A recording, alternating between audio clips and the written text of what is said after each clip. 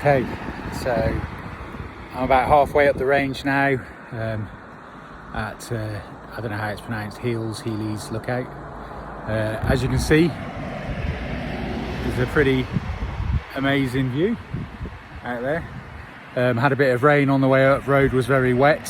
However, now the bitumen is drying out nicely. There's some wet patches there in the sort of, you know, and especially when I go under the trees, those little microclimates that form, and you know, a bit further up there's going to be a bit of moss. I'm used to seeing that there along a bit of the road where it doesn't ever seem to get dry, but so far they've performed pretty well. I'm quite happy. So on the wet I was riding fairly smoothly. Obviously it's new tyres as well.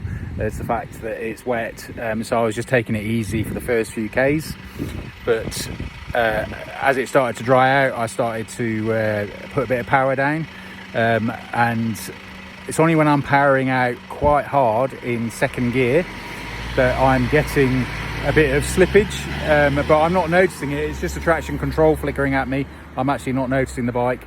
These tyres turn in really nicely. Definitely better than the Rally Z for turning in. Obviously I don't think they'd be as good off-road as the Rally Z, just from looking at the tread, but I don't know until I've actually tried them. But they turn in really nice and sharp, quite confidence inspiring, and I felt really confident holding a fair bit of speed into the bends and accelerating out.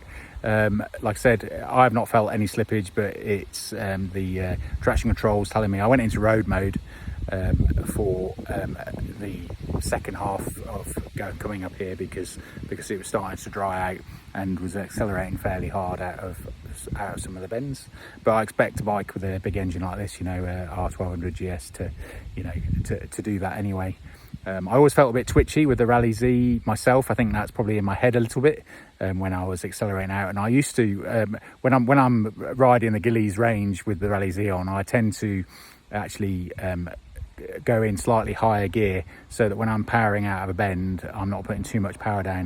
That made me feel happier. Whereas with the Karoo 3, I've actually been quite happy to be in second gear out of some of these bends and really pushing it on the way out.